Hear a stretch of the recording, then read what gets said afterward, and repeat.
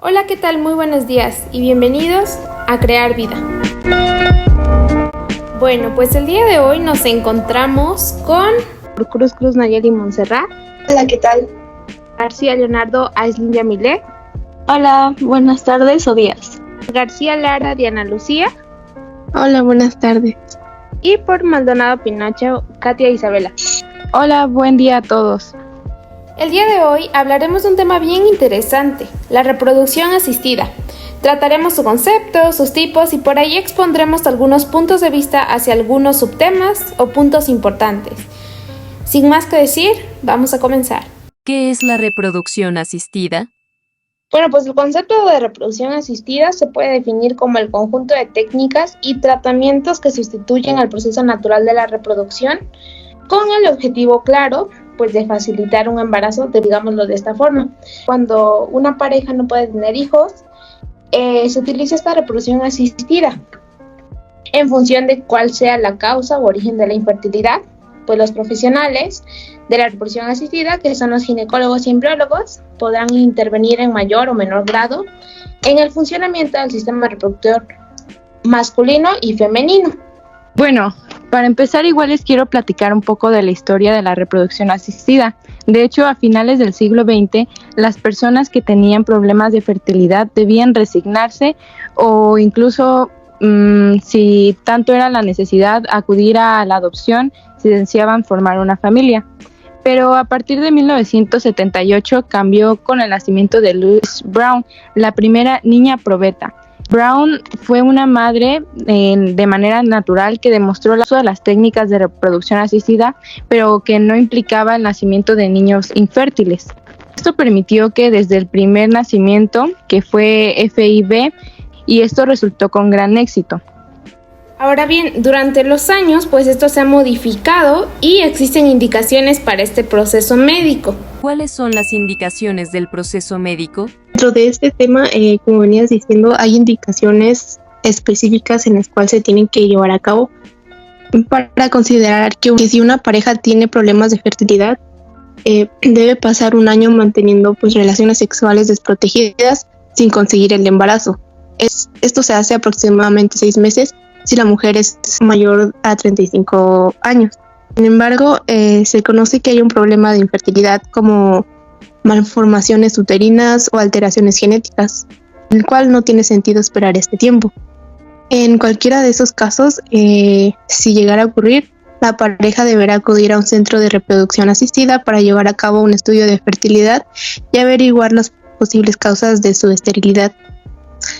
Por otra parte, de forma general, las alteraciones en la fertilidad de hombres y mujeres que les impiden o dificultan tener un hijo de manera natural son las siguientes, o puede ser la infertilidad masculina o la infertilidad femenina.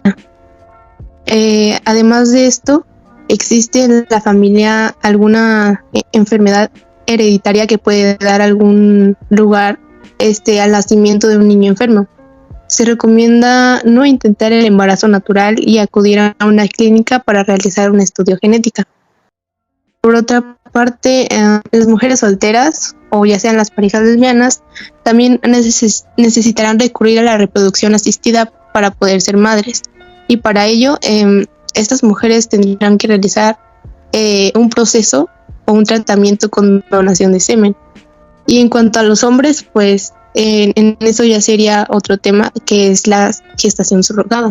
Bueno, pues hay muchísimas indicaciones en las cuales los médicos se basan para poder seguir este proceso, pero sin embargo también hay técnicas y vamos a conocerlas. Diferentes técnicas de reproducción asistida. Bueno, como ya vimos las indicaciones que se dan para este tipo de tratamientos, ahora vamos a ver las técnicas de reproducción asistida en humanos. Estos surgen con el objetivo principal de poder conseguir un embarazo que dé lugar a un recién nacido sano, y la finalidad es poder proporcionar fecundaciones con éxito en casos de infertilidad.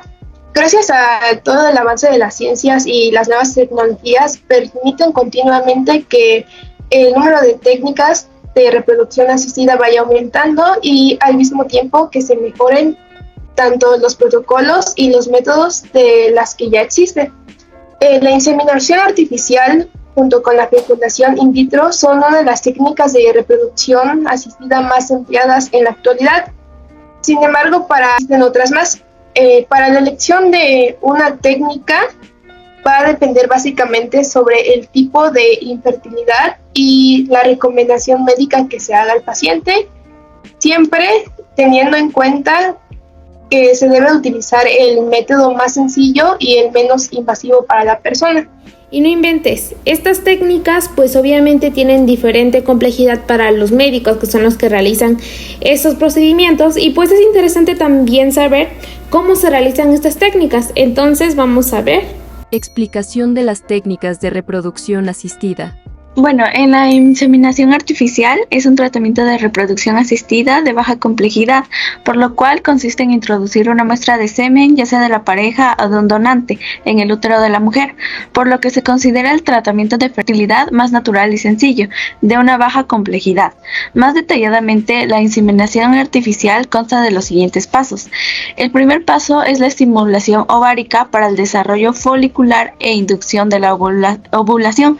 El segundo paso es la preparación del semen en el laboratorio y el tercer paso es la introducción de los espermatozoides en el útero mediante una fina cánula. Por lo tanto, este método pueden recurrir tanto parejas heterosexuales como mujeres solteras o mujeres lesbianas.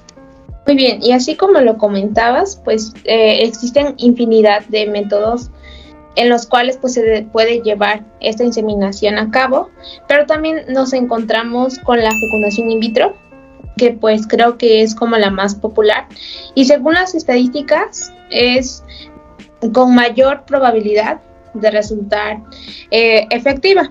Ahora bien, ¿esto de qué consta? La FIV, así como es abreviado fecundación in vitro, es un método de reproducción asistida que prácticamente consiste en unir el óvulo y el espermatozoide en el laboratorio para crear precisamente un embrión. Pues posteriormente se va a transferir al útero de la mujer. A diferencia de la IA, la inseminación artificial, la fecundación in vitro va a ser una técnica pues de alta complejidad y es por eso que es también poco accesible y es cara en algunos de los casos, principalmente en parejas en los cuales el primer intento no resulta y pues tienen que seguir pagando una y otra vez y pues resulta un poco agotador también, tanto emocional como físicamente como económicamente. Ahora bien, el procedimiento para la fecundación in vitro pues consta de 6 pasos, los cuales pues tienen una relación ética importante y los cuales se componen por la estimulación ovárica controlada, que sería el punto número 1. Esto es precisamente para que maduren varios óvulos en un ciclo único. La segunda sería la punción folicular, que prácticamente extrae los óvulos del ovario. Y la tercera, pues ya sería la preparación del semen en el laboratorio. Ya lo preparan para que cree espermatozoides. En el punto número 4 nos encontramos con la fecundación en el laboratorio por fecundación asistida, que sería la in vitro. Esa puede ser convencional, que también es llamada PICSI, o también tenemos la ICSI. Ya para el último paso, pues sería la transferencia de embriones al útero, ya cuando ya está logrado el embrión, pero que todavía no podemos como cantar victoria, porque pueden surgir muchísimas cosas más en el proceso, y pues ese bebé puede tener alguna malformación. Es muy común en las fecundaciones que no se hacen de manera correcta, y es por eso también que se recomienda pues irse con una clínica especialista y que también esté aprobada. Entonces, pues ahora queda hablar sobre el DGP, que es el diagnóstico genético preimplantacional. Sí, es cierto, Lía. Esto permite también hacer un estudio genético a los embriones durante el tratamiento del FIV. Este diagnóstico genético de preimplantación actualmente es conocido también como un test genético de preimplantación, el PGT. Para ello se extraen una o varias células del embrión mediante un procedimiento conocido como una biopsia embrionaria.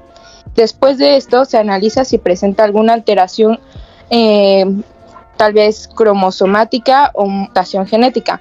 Y por último, se seleccionan los embriones genéticamente sanos o buenos para realizar la transferencia al útero de la mujer. Si estos embriones presentan algún tipo de anomalía, pues van a quedar descartados. No es sencillo, pero me refiero a que es uno de los procedimientos un poco más rápidos, ya que al ser solamente una implantación directa al útero, las probabilidades de embarazo son aún más fuertes.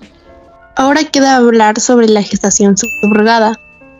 Aparte también esta es un proceso conocido que es erróneamente conocida como maternidad subrogada o vientre de alquiler, que es la técnica de reproducción asistida por la que una mujer accede a gestar el hijo de otra persona o pareja.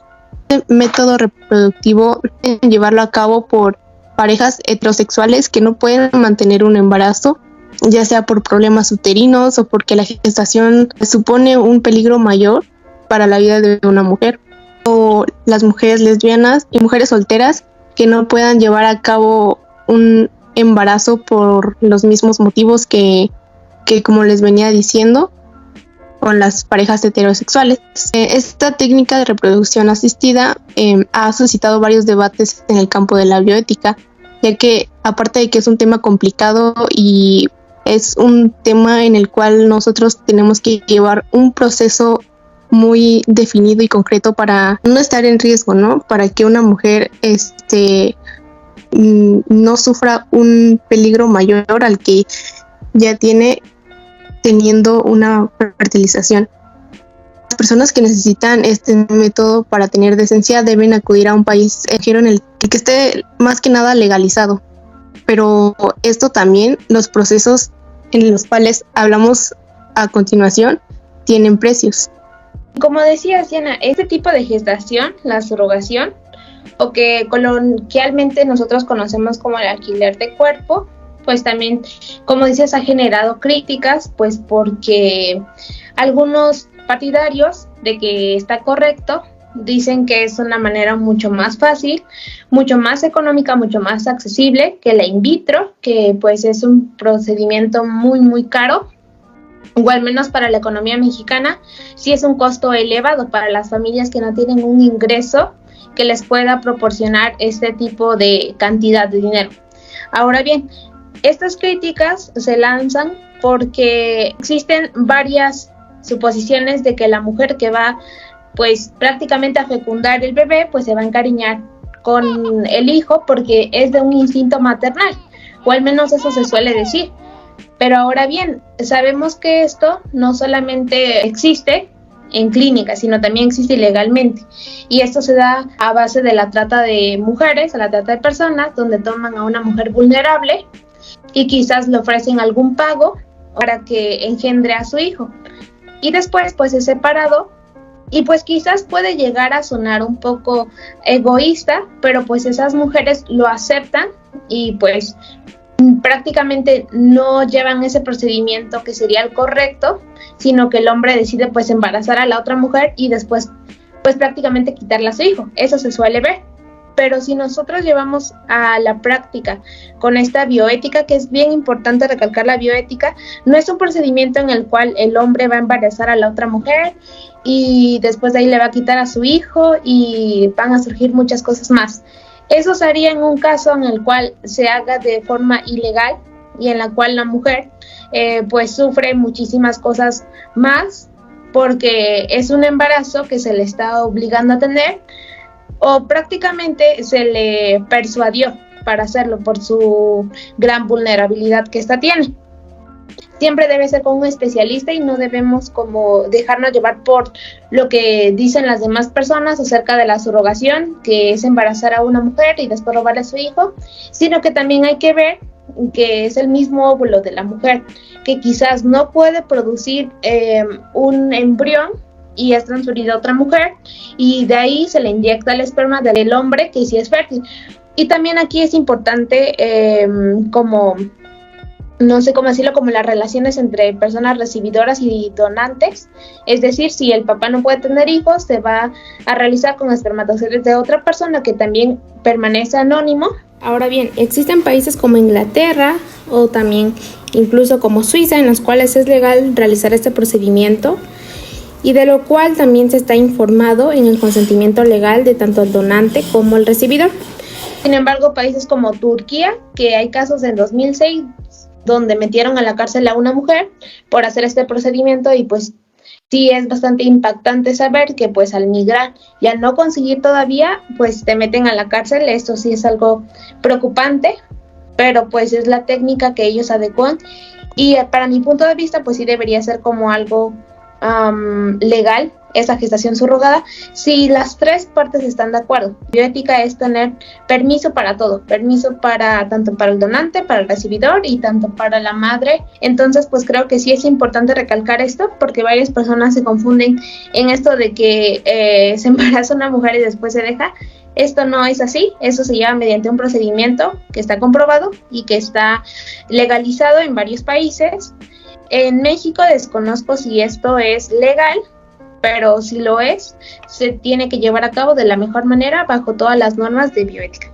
Y bueno, y después de esta intervención por mi parte, ahora sí hablemos un poco acerca de los precios, acerca del acceso económico de las parejas a estas técnicas. Precios de las técnicas. Bueno, los costos de los tratamientos, antes de pasar a viendo los precios que hay, quiero pues recalcar sobre el acceso a tratamientos de este tipo de reproducción asistida.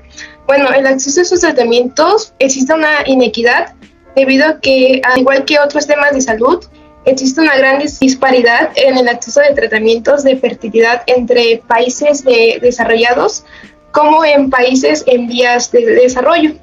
Digamos que, por ejemplo, Dinamarca, Suecia o Australia realizan entre 1,000 procedimientos de reproducción asistida por millón de habitantes, mientras que en México se realizan aproximadamente entre 80,000 procedimientos anuales.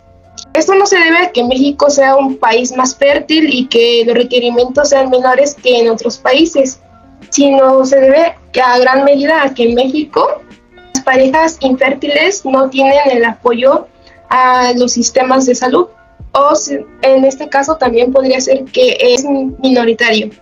Así, de esta manera, pues una pequeña proporción de las parejas infértiles pueden pagar los elevados costos, a diferencia de países que tienen el acceso a tratamientos para mejorar la salud y que estos están garantizados como un derecho de la población al cual todos tienen acceso por igual. Algunos países que pues son regulados por una economía de mercado como son Estados Unidos, solo acceden a los bienes de salud aquellas personas que tienen el dinero para hacerlo, generando de esta forma como una inequidad y falta de justicia. En esta inequidad se ve como los tratamientos para la reproducción asistida son vistos como un privilegio y no como una necesidad.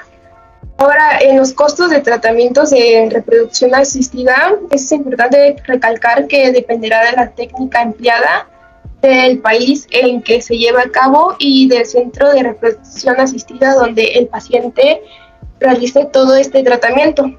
En México, la fecundación in vitro puede ser bajo un costo de 65,000 pesos mexicanos aproximadamente, mientras que el costo de la inseminación artificial es de alrededor de 40,000 pesos hasta el costo más bajo, que es de 20,000 pesos mexicanos. Medidas médicas de dichas técnicas. Bueno, algo de gran importancia en la reproducción asistida es la seguridad social que se llevará a cabo durante todo el proceso. Principalmente en México, si una pareja no logra concebir sin métodos anticonceptivos después de un año, deberá acudir con su médico familiar para recibir consejos previos al embarazo. Por lo tanto, un promedio de 12,000 parejas recibe tratamiento contra la fertilidad en solo una unidad médica gratuita. Prosiguiendo con las medidas, especialmente toda mujer mayor de 18 años puede optar por la reproducción asistida en la sanidad pública, independientemente de su estado civil y orientación sexual, si bien el límite de edad de la mujer varía según el tratamiento, pero suele situarse entre los 38 y 40 años. Un ejemplo es que en los 38 años es más probable una inseminación conyugal, en los 40 años se recomienda la inseminación artificial con un donante y finalmente en la edad de 40 años está situado más que nada para la fecundación in vitro. Sí, como decías, es de suma importancia conocer esto que pues prácticamente abarca todo, como los aspectos médicos que una persona debería seguir. Yo quisiera pues realizar este tipo de práctica. Ahora bien, recordemos que existen aspectos legales, sociales y éticos. Aspectos legales, médicos y éticos. Los aspectos éticos son los que vamos a recalcar en este podcast, que pues prácticamente ese era el tema. Y pues bueno, sabemos que esta fecundación se divide en 3 niveles, que son la bioética, que lo vimos, la sección número 1, que era la bioética. La bioética pues se reconoce como la serie de normas que se tienen que seguir en un proceso médico, cualquier proceso médico en el cual pues vas a ver la salud del paciente, siguiendo las normas primero de todo. Eso es la bioética. Esto se va a subdividir, en 3, que sería la microbioética, que prácticamente sería la relación clínica. Los médicos, cómo están fomentados, en qué basan y se fomentan sus explicaciones acerca del procedimiento que van a realizar. Tenemos la bioética, que son las estructuras sociales. Esta es bien importante en esta porque la reproducción asistida se cree que daña muchísimo a la sociedad. Sin embargo, no lo hace, pero también es importante recalcar el papel que se juega. Y por último, tenemos la macrobioética, que prácticamente es la menos importante, por no robarle importancia, que sería la globalización. Prácticamente como este proceso pues se ha ido globalizando, ha llegado a diversas partes del mundo y pues esto también ha generado diversas críticas. Nos encontramos con la regulación entre las prácticas por el Estado hacia lo que es aceptable éticamente hablando. ¿A qué nos referimos con esto? Aquí el Estado debe tener la obligación de regular las prácticas que se llevan a cabo de reproducción asistida siempre. Y sabemos que es algo que cuesta porque quizás en nuestro país y quizás en otros países en desarrollo pues no es muy común decir o hablar bien del sector salud de nuestro país, que sin embargo no debería ser así, pero así lo es.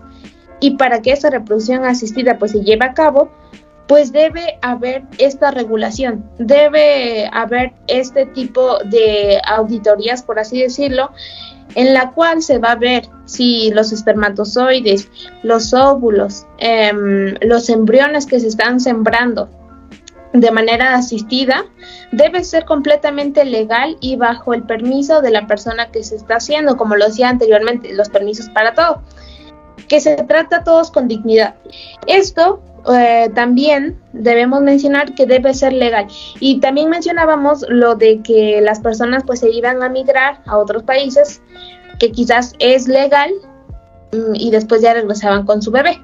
Y sí, esto es posible, pero también debemos saber que la compra de espermatozoides está completamente prohibida en lo que sería España, México, Estados Unidos. Entonces, la solución para este tipo de problemas serían los marcos legales. Eso sería todo. Aspectos legales y sociales entrarían en los marcos legales. Debes acoplarte a lo que está, y si gustas hacerlo de manera correcta, puedes migrar, claro que sí, pero también lo debes considerar que lo vas a hacer de la mejor manera. Y por ejemplo, no debemos hacerlo solamente por impulsión. Y pues ahora sí, pues yo creo que con esto queda solventado esa parte de los aspectos legales y sociales acerca de la moral y la ética y todos los métodos disponibles. Es cierto, y era muy importante recalcar todo eso porque, pues, de hecho, la plática se basa en todo esto. ¿Qué tiene que ver la moral y la ética con este tipo de actividades? Mientras estábamos hablando me surgieron cómo se puede mejorar una técnica de reproducción asistida. Y yo creo que es algo que hay que dejar en claro para las demás personas que pueden escuchar el podcast. Creo que pese a las técnicas de reproducción han ido mejorando constantemente. Hay algunas que pueden seguir siendo dañinas para los embriones, o en otras palabras para los fetos o incluso para los espermatozoides que se tienen preparados. Porque igual entonces entraría en un punto donde se considera cuándo se considera vida o no.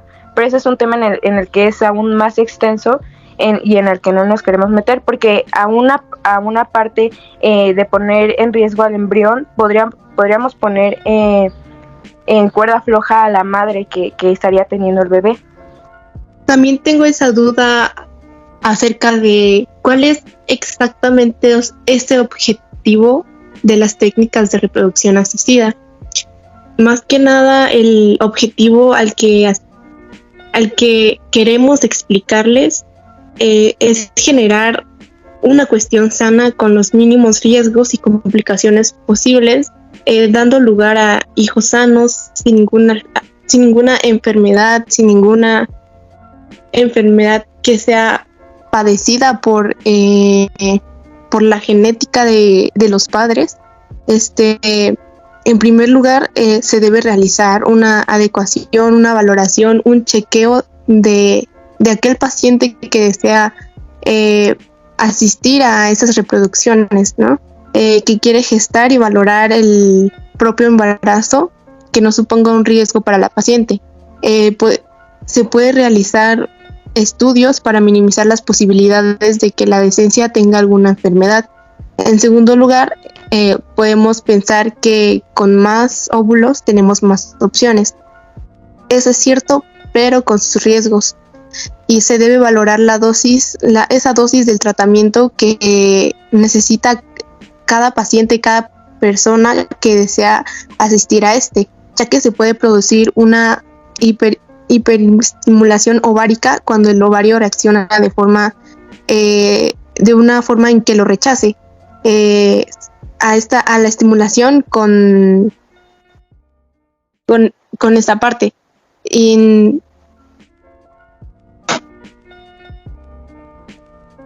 Después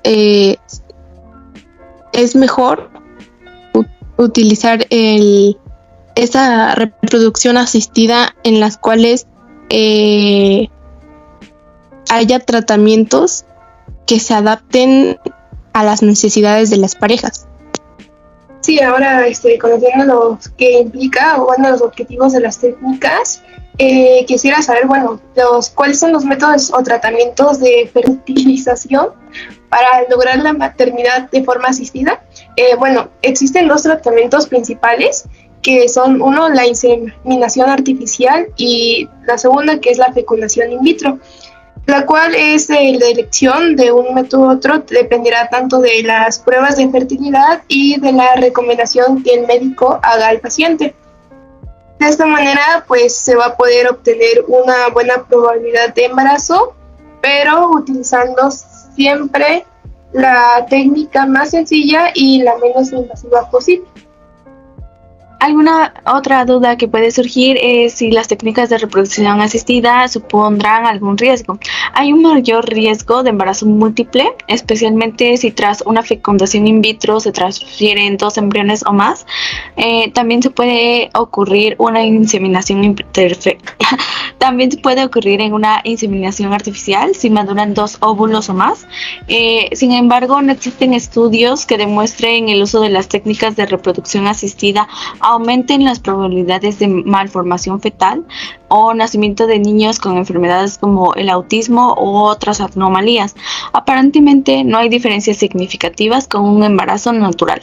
Y como decías, esto pues sugiere siempre un costo y siempre es esta duda de por cuánto sale una inseminación artificial y también el precio de una fecundación in vitro, que pues son las más populares. Nosotros sabemos que España es uno de los mayores propulsores de este tipo de reproducción y tienen demasiadas e infinitas clínicas acerca de esto. Su precio ronda de 700 a 1.700 euros, que traducidos en pesos, 700 euros serían aproximadamente unos 14,000 pesos o 15,000 si no me equivoco, y podría rondar 17,000 hasta los 34,000 pesos.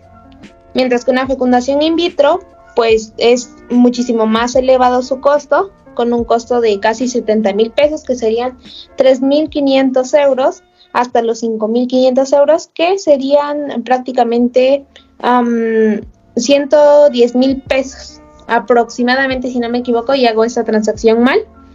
Y pues obviamente estos precios no van a incluir la medicación al estimular el óvulo y dependerán de la clínica en la que se haga.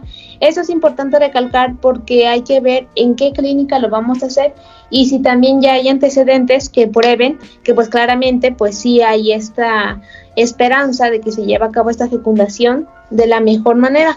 Debemos cuidar también el procedimiento médico que sea hecho por un especialista, como ya lo he comentado muchísimas veces anteriormente, porque pues un proceso tal como este podría afectar tanto para la calidad de vida de la madre como para el hijo e incluso del engendrador, que sería el padre en este caso.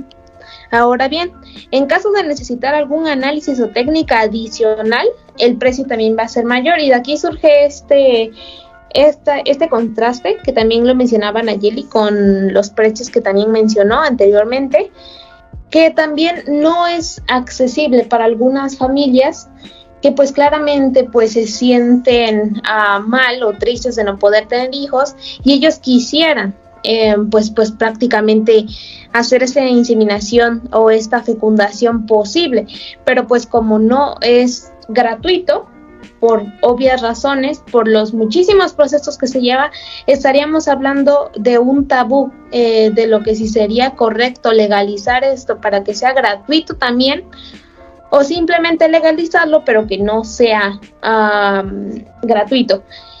Y pues aquí pues sí es meternos totalmente en otro tema, porque sería un tema parecido al aborto, en el cual se habla del derecho de la vida, y a la vez también pues se habla del derecho de las personas que dan el dinero bajo sus impuestos para el sector salud, o al menos eso se supondría, pero sin embargo no vamos a entrar en polémica bajo esto, y solamente daremos un aproximado de su precio, y también que se debe considerar la clínica, el lugar y los especialistas que realicen ese procedimiento. Opiniones personales. Tienes mucha razón, Lia. De hecho, todo eso tiene que intervenir en este tema, y aunque es muy complicado hablarlo, yo creo que cada quien tiene una diferente opinión. Como decías tú, es como abordar el tema del aborto, porque en sí se está llevando a cabo una vida nueva, pero en este caso las personas que quieren hacerlo se ven obligadas a pagar por ello, o incluso a que esta acción sea legalizada, porque hay personas que no pueden cuidar de sus hijos, mientras que otras quieren tenerlos. Y creo que igual al ser un servicio de salud debería de tener diferentes factores que beneficien a estas personas. Ambas tienen mucha razón, Lía y Katia. Siento que, bueno, yo me pongo en una postura en la cual, parecida a ustedes, que debe ser legal pero no gratuito, ya que, como decían, en esa pequeña parte que mencionaban que unas personas no cuidan de sus hijos mientras que otras lo desean, pues ahí es un tema complicado, ¿no? Que mientras que otras personas quieren tener un hijo, pasan por un proceso en el cual ellos, más bien la mujer pone su vida en riesgo, ya que al ser ella, al dar su, ¿cómo lo puedo decir? Al dar el óvulo, este es un éxito de un 60%, en el cual no es 100%, ¿cómo decirlo?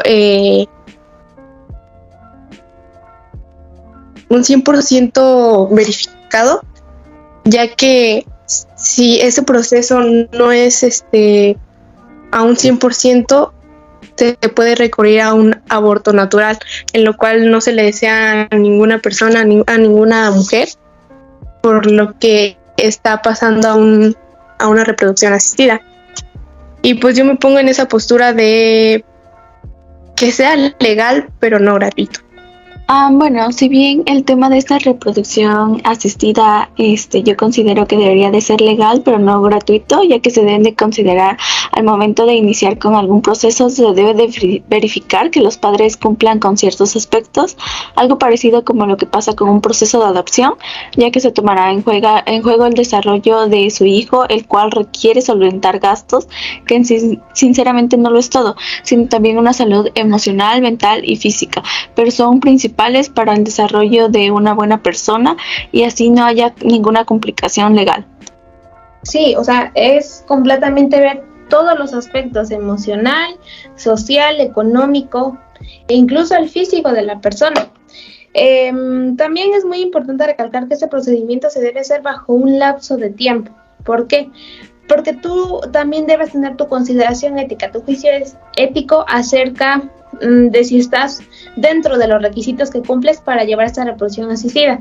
Hay un caso en Estados Unidos que se llevó a cabo en el 2009 en el cual una pareja de un hombre y una mujer, una pareja heterosexual, la mujer ya tenía 50 años de edad, el hombre tenía 35, el hombre todavía entraba en el rango de fertilidad de los espermatozoides y si era posible aún pues llevar ese procedimiento. Sin embargo, la mujer ya tenía 50 años y aunque todavía seguía con la menstruación, aún no entraba en la etapa de menopausia, pues sí hubo complicaciones porque no había estos requisitos. Entonces sí es bien importante pues saber todas estas implicaciones médicas, tomar en cuenta la bioética, las normas que se deben de llevar a cabo y bajo el punto de vista de que si debería ser gratuito o no, bueno, yo supongo que esto no debería ser gratuito de cierta manera porque pues es un procedimiento que aunque es llevado a baja escala, también es importante ver que no es una prioridad.